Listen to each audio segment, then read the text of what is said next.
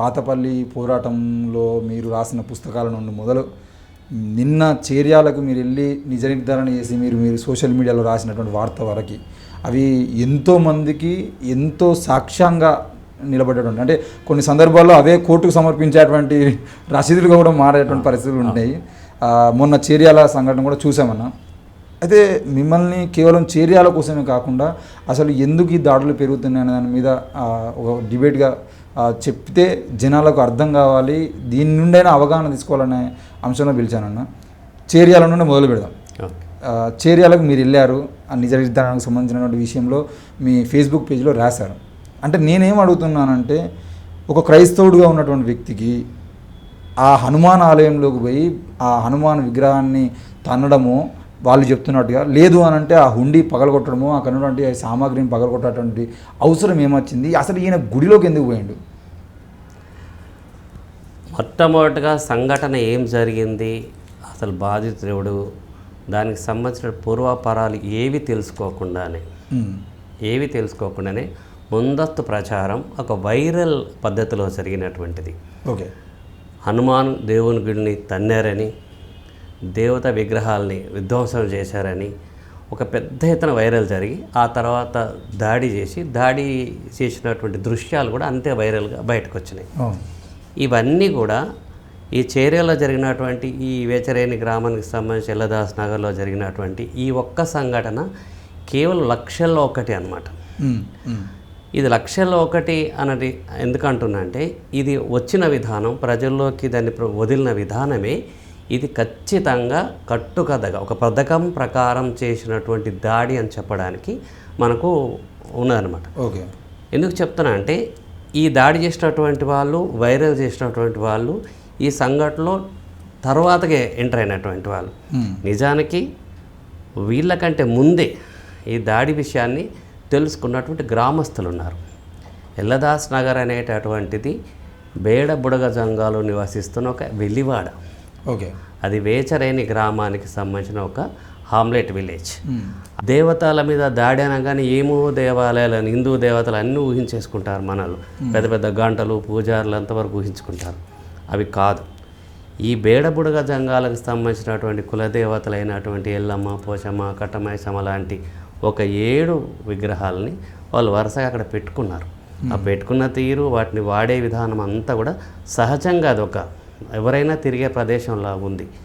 ఎప్పుడో ఒకసారి పండగ పూజలు అప్పుడు తప్ప అక్కడ పూజా కార్యక్రమంలా ఉండదు. ఎవరైనా అక్కడ తిరుగుతుంటారు, కూర్చుంటారు, మాట్లాడుతుంటారు.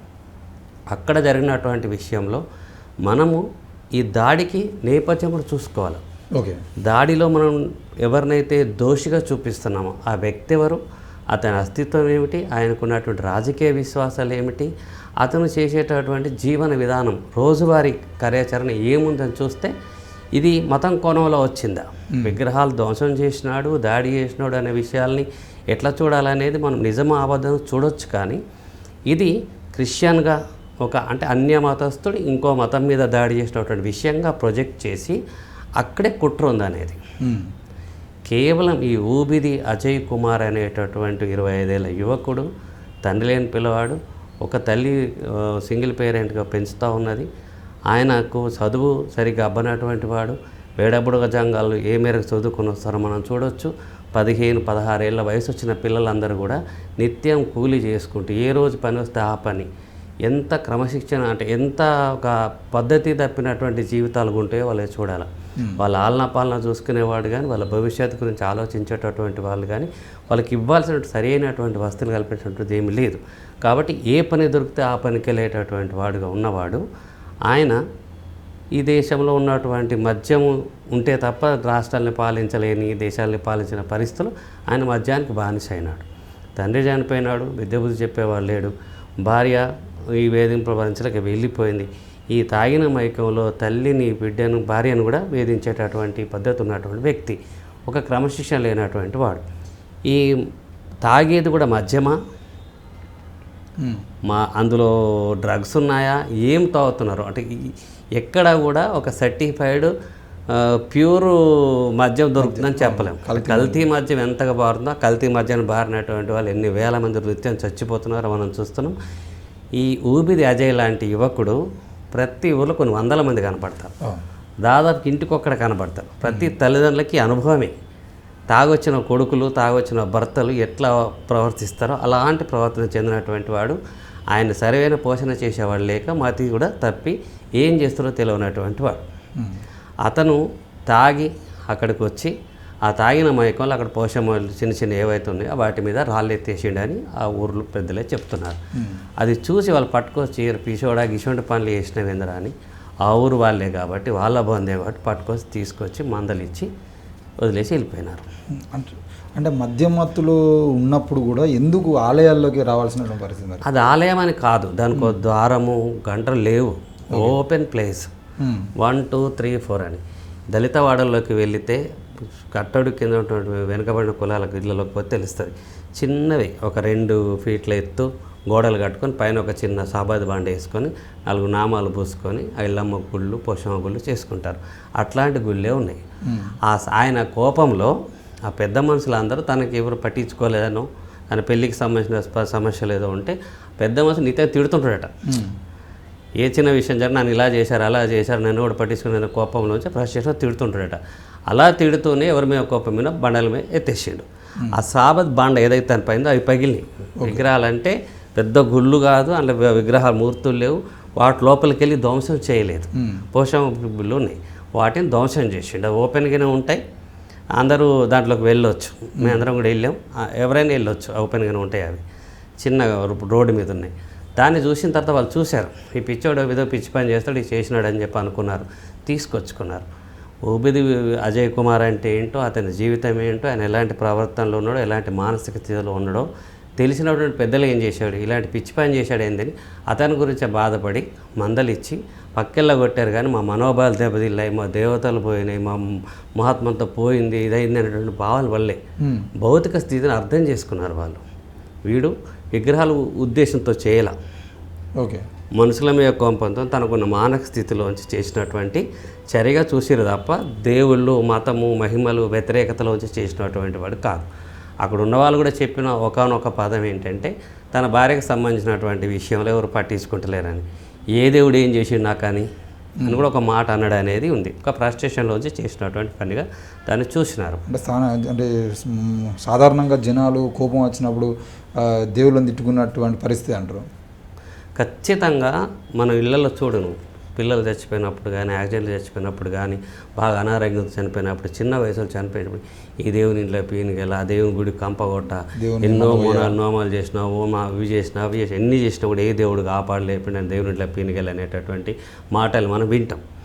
నేనేం చెప్తున్నా అంటే ఇక్కడైనా ఉద్దేశపూర్వకంగా మతం వ్యతిరేకతలోంచి కానీ ఇది దేవుడు అనే విషయాన్ని తెలుసుకొని ఖచ్చితంగా వేరే మతమైన వ్యతిరేకతలోంచి చేసింది కాదనేది. ఆయనకు ఏ రాజకీయ విశ్వాసాలు లేవు, ఒక మతాన్ని వ్యతిరేకించి ఒక మతాన్ని అనుసరించేటటువంటి విషయాలు లేవు. ఈ మతం తప్పు, ఆ మతం గొప్పదని చెప్పుకునేటటువంటి భావజాలం లేదు. కేవలం అక్కడ ఉన్నటువంటి ఆయన ఆవేశంగా ఆయన బాధలో ఉన్నటువంటి ఆ ఫ్రస్ట్రేటెడ్ మూమెంట్లో ఆ తాగిన మైకులు ఉన్నటువంటి సందర్భంలో ఎత్తేస్తే ఏముంటే వాటి మీద దాడి జరిగింది, ఎవరుంటే వాళ్ళు కొట్టినట్టు కొట్టిండు ఆయన. ఈ తిట్టే క్రమంలో ఎన్ని రోజులు ఇట్లా మనం భరిస్తాం ఇతన్ని. ఒకసారి వీళ్ళైతే పోలీసులు కూడా చెప్తే పోలీసు వాళ్ళు బుద్ధి చెప్తారు అని ఆలోచించి ఆ గ్రామ పెద్దలు వెళ్ళి పోలీస్ స్టేషన్కు ఇన్ఫామ్ చేశారు. వాళ్ళు వచ్చారు, చూసి వీడిని ఏం చేస్తామయ్యా, తాగున్నాడు మైకంలో ఉన్నటువంటి వ్యక్తిని ఇప్పుడు మనం ఏం చెప్పినా వాడి బుర్రకి ఎక్కదు, కాబట్టి తగ్గిన తర్వాత మేము కూర్చొని కౌన్సిలింగ్ చేస్తాం అని చెప్పి వెళ్ళిపోయారు. వాళ్ళు కూడా దాన్ని సీరియస్ తీసుకోలేదు, వీళ్ళు దాన్ని ఖచ్చితంగా చేస్తావా చేయాలని చెప్పలేదు. ఇంకో విషయం అంటే హనుమాన్ గుడి ఒక 2 కిలోమీటర్ దూరంలో ఉంది ఈ వాడ నుంచి. ఈ హనుమాన్ గుడి కూడా బ్రాహ్మణ పూజారి ఉన్న గుడి కాదు.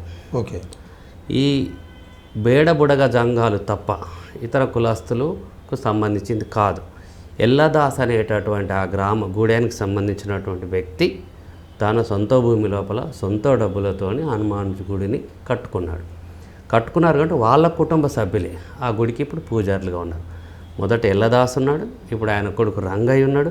ఆయన ఆరోగ్యం క్షీణించడం ద్వారా ఇప్పుడు రామకృష్ణ అతని కొడుకు పూజారిగా కొనసాగుతున్నాడు.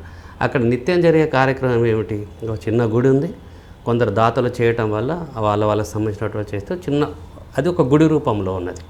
దానికి కూడా ఓపెన్ ఎంట్రెన్సే ఉంటుంది, ఎప్పుడో తాళం వేస్తే చిన్న జాలి లాంటిది. భక్తులు ఇప్పుడు మాలలు వేసుకునేటటువంటి సందర్భం కనుక ఇద్దరి పిల్లలు ఆ గుడికి సంబంధించిన పిల్లలు అక్కడ మాలలు వేసుకొని ఉన్నారు. ఇతను అక్కడ దాకా కూడా వచ్చాడు అని చెప్తున్నారు. మనం కూడా దాన్ని వచ్చాడని నమ్ముతున్నాం. ఎందుకంటే ఆయన కాలికి అక్కడ ఉన్నటువంటి ఈ తిలకం అంటింది, హనుమాన్ భక్తులు పూసుకునే తిలకం కాలికి అంటింది. అది ఎలా అంటిందని కూడా మేము చూశాను. వెళ్ళినప్పుడు బయట పెద్ద గిన్నె ఒకటి ఉంది, దాంట్లో తిలకం పెట్టారు. పక్కన అద్దంలో చూసి పెట్టుకుంటారని అద్దాన్ని కూడా పగలగొట్టాడు అనేది ఒకటి ఉంది. ఈ అద్దాన్ని దీన్ని పగలగొట్టే క్రమంలో బహుశా కింద బోర్లబడి ఉండాలి, ఈ కాలు కంటి ఉండాలి. ఒకవేళ ఇదే కోపంలో ఇక్కడ ధ్వంసం చేసినట్టు అక్కడ కూడా కాలు కూడా పెట్టి ఉండవచ్చు. నేనేమంటున్నానంటే ఈ దేవుణ్ణి తన్నింది కానీ గుడిలో ధ్వంసం చేసిన దాన్ని ఏ కోణంలో చూస్తున్నాం మనం? ఏ కోణంలో చూస్తున్నాం? ఒక మతిస్థిమితం తప్పిన వ్యక్తి, ఒక సరైనటువంటి పద్ధతిగా లేకుండా జులాయిగా తిరిగేటటువంటి వ్యక్తి, ఏ ఆలనా పాలన లేకుండా తిరిగేటటువంటి వ్యక్తికి చేసినటువంటి పిచ్చి చేష్టగా వాళ్ళు అదే అన్నారు, పిచ్చి పిచ్చి పనులు చేస్తుంటాడు, ఇలాంటి పిచ్చి పిచ్చి పనులు చేస్తారు, మళ్ళీ ఇది పిచ్చి పిచ్చి పనులు చేస్తున్నాడు. అక్కడ ప్రజలు అంటున్నారు అతను చేసింది ఒక పిచ్చి పని అని ప్రజలు చూస్తున్నారు. కానీ ఇతర మతస్థుడు చేసిన ఒక మతోన్మాద చర్యగా వీళ్ళు దాన్ని వక్రీకరించాడు. ఈ వక్రీకరణ దగ్గరే మనం ఆగి చూస్తే మొదటి దశ చూసిన వాళ్ళు విచారించి వాళ్ళు తీసుకున్న చర్యల విధానం, దాని మీద స్పందించిన పోలీసుల విధానం ఎట్లున్నది, వాళ్ళ అండర్స్టాండింగ్ ఎట్లుంది, ఆ తర్వాత వచ్చినటువంటి వాళ్ళు వీళ్ళెవ్వరు కూడా ఆ గ్రామానికి సంబంధించిన వాళ్ళు కాదు. కనీసం గ్రామ పంచాయతీ వేచరైన గ్రామం నుంచి ఇద్దరు వ్యక్తులు ఉన్నారు. వాళ్ళు కేసు అయిన వాళ్ళలో 11-12 మంది ఉంటే అందులో ఇద్దరు మాత్రం వేచరైన వాళ్ళు. మిగతా వాళ్ళు చేరియాల, కొమిరెల్లి, ఇంకా కొన్ని గ్రామాలకు సంబంధించినటువంటి వాళ్ళు ఉన్నారు. అంతా కూడా ఇతర గ్రామాలకు సంబంధించినటువంటి వాళ్ళు, వివిధ కులాలకు సంబంధించినటువంటి వాళ్ళు ఉన్నారు. అందులో ఒక రిటైర్డ్ టీచర్ బ్రాహ్మణ, ఒక వైశ్య, ఒక విశ్వబ్రాహ్మణ, ఒక పద్మశాలి, 2 గొల్లోళ్ళు, 2 ముదిరాజులు, ఇట్లా వివిధంగా ఉన్నారు. వీళ్ళందరూ కూడా అందులో సాక్షాత్తుగా ఉన్నటువంటి మన బూరుగు సురేష్ గౌడ్ అని ఉన్నాడు, భారతీయ జనతా పార్టీ జిల్లా అధ్యక్షుడు, కార్యదర్శి ఉన్నాడు. ఆయన ఏ జిల్లాకు? సిద్దిపేట జిల్లాకి. ఓకే. ఆయన వేచరైన గ్రామస్తుడు. అలాగే ఐతరాజు ఉదయ్ కిరణ్ ప్రకాష్ అనేట ఆయన ఆర్ఎస్ఎస్లో పనిచేస్తూ ఉన్నాడు, రిటైర్డ్ టీచర్. అతను బ్రాహ్మణ కులానికి చెందినటువంటి వాడు. అలాగే పడకంటి వినయ్ గుప్తా అని వైశ్య కులానికి చెందినట్టు ఇతను ఆర్ఎస్ఎస్ కార్యకర్త. ఇదంతా క్రమంలో మనకి ప్రత్యక్ష సాక్ష్యము వాళ్ళు కూడా వదిలింది ఏంటంటే ఈ మొత్తం దాడి క్రమాన్ని చేసి నేరుగా పోలీస్ స్టేషన్కి వెళ్ళి నా పేరు పాషం భరత్, నేను బజరంగ్ దళ్, ఈ మొత్తం దాడి క్రమాన్ని చేసింది మేమే అని రాసిచ్చి, నేను బజరంగ్ దళ్ బాజు రాసి ఫోన్ నెంబర్ సహా ఇచ్చి వెళ్ళాడు అతను. ఈ పాషం భరత్ ఇతను ఈ మన కొమరెల్లి ఏరియాకి సంబంధించినటువంటి వాడు చెప్తున్నారు. వీటిలో ఒక ఒగ్గు పంతులు కూడా ఉన్నాడు, ఒగ్గు పూజారి కూడా ఉన్నాడు.